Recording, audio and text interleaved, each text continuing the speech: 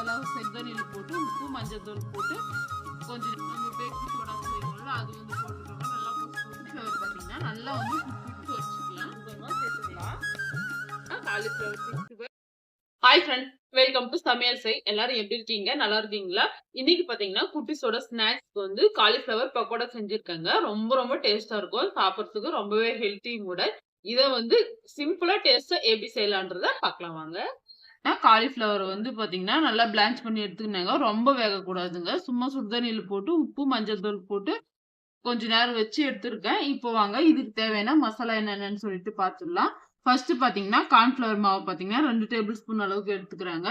4 table spoon அளவுக்கு பாத்தீங்கன்னா கடலை மாவு எடுத்துருக்கிறேன். 1 டேபிள் ஸ்பூன் காரத்துக்கு பாத்தீங்கன்னா மிளகாய் தூள் எடுத்துக்கிறாங்க. கொஞ்சமா ஒரு சிட்டிக்கை அளவுக்கு பாத்தீங்கன்னா நம்ம பேக்கிங் சோடா செய்வோம்ல அது வந்து போட்டுக்கோங்க. நல்லா பொசு பொசுன்னு வரும் அது போட்டா, அதனால கொஞ்சமா எடுத்துருக்குறாங்க.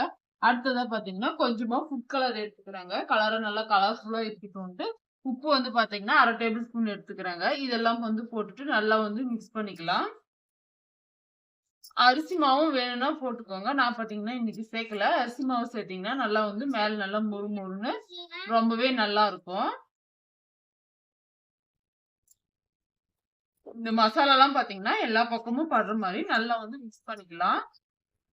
அடுத்ததா பாத்தீங்கன்னா தண்ணி சேர்த்துக்கிறாங்க. தண்ணி ரொம்ப சேர்க்கக்கூடாது. கொஞ்சம் கொஞ்சமா சேர்த்து நல்லா வந்து கெட்டியா வந்து பிசைஞ்சிக்கலாம்.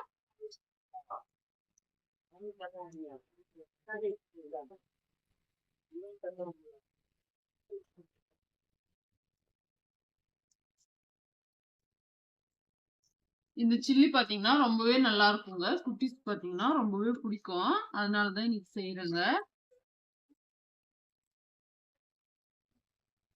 இப்ப பாருங்க இந்த அளவுக்கு வந்து நல்லா பிசைஞ்சு எடுத்துட்டாங்க. அடுத்ததா பாத்தீங்கன்னா நம்ம வேக வச்சு வச்சுக்கிற காலிஃபிளவர் வந்து பாத்தீங்கன்னா இந்த மசாலாவோட சேர்த்துறேன்.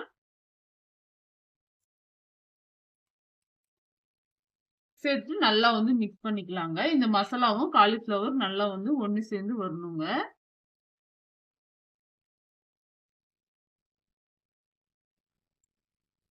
காலிஃபிளவர் பாத்தீங்கன்னா நல்லா வந்து குட்டி குட்டியா கட் பண்ணி வச்சுட்டேங்க. நைட்டே வந்து கட் பண்ணி வச்சுட்டேன்.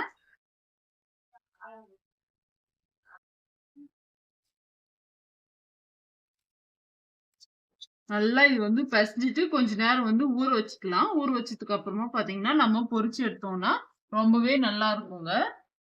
பருப்பு பாத்தீங்கன்னா உள்ள வச்சுட்டாங்க. பருப்பு கீரை வந்து உள்ள வச்சுட்டு வெந்துகிட்டே இருக்குது. அதை நம்ம கடைஞ்சி தாளிச்சுட்டு அதுக்கப்புறமா பாத்தீங்கன்னா நம்ம இந்த சில்லி போட்டு எடுக்க போறோம்.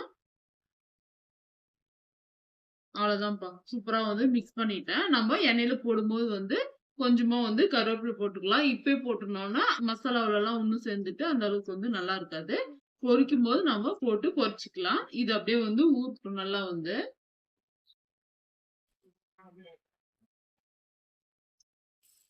காலிஃபிளவர் பொரிக்கிறதுக்கு பாத்தீங்கன்னா எண்ணெய் சேர்த்துக்கிறேங்க. கொஞ்சமா சேர்த்தா போதும். ஏன்னா நம்ம கொஞ்சமா தானே செஞ்சிருக்கோம். எண்ணெய் பாத்தீங்கன்னா நல்லா சூடு ஆயிடுச்சு. காலிஃபிளவரும் ஊற வச்சு பாத்தீங்கன்னா ஒரு 1/2 மணி நேரம் போல ஆயிடுச்சுங்க. இப்போ வந்து இதுல கொஞ்சம் கொஞ்சமா சேர்த்துக்கலாம். எண்ணெய் நல்லா காஞ்சிச்சுங்க. காஞ்சதுக்கு அப்புறமா போட்டீங்கன்னா பிரிஞ்சு வராம இருக்கும். கொஞ்சம் கொஞ்சமா சேர்த்து பொரிச்சு எடுத்துக்கலாம். காலிஃபிளவர் பாத்தீங்கன்னா போட்டு உடனே வந்து மிக்ஸ் பண்ணிடாதீங்க. கொஞ்சம் நல்லா வெந்ததுக்கு அப்புறமா நம்ம மிக்ஸ் பண்ணோம்னா கரெக்டா இருக்கும்.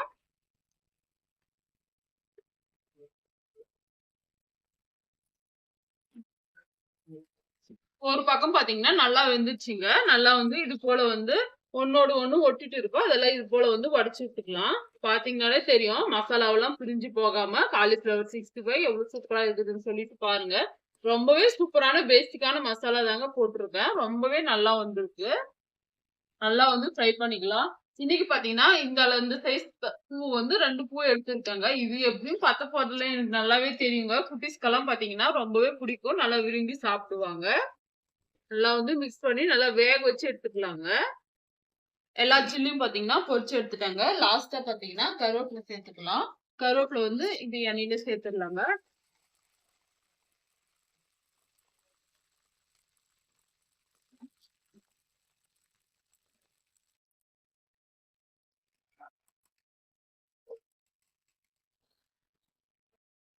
சூப்பரா பாத்தீங்கன்னா காலிஃபிளவர் பக்கோடா வந்து ரெடிங்க. ரொம்ப ரொம்ப டேஸ்டா இருக்குங்க. வேணா ஒண்ணு சாப்பிட்டு கூட காட்டுறேன்.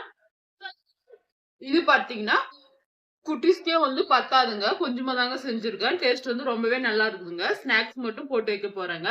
இந்த காலிஃப்ளவர் பக்கோடா வீடியோ உங்களுக்கு புடிச்சிருக்கும்னு நெனைக்கிறேங்க. புடிச்சிருந்தா மறக்காம வீட்ல ட்ரை பண்ணி சாப்பிடுங்க உங்க குட்டீஸோட. இந்த வீடியோ புடிச்சிருந்தா லைக் அண்ட் சப்ஸ்கிரைப் செய்யுங்க. அடுத்ததா ஒரு இன்ட்ரஸ்டிங்கான சமையல் வீடியோல பார்க்கலாம் ஃபிரெண்ட்ஸ். அது வரைக்கும் பாய்.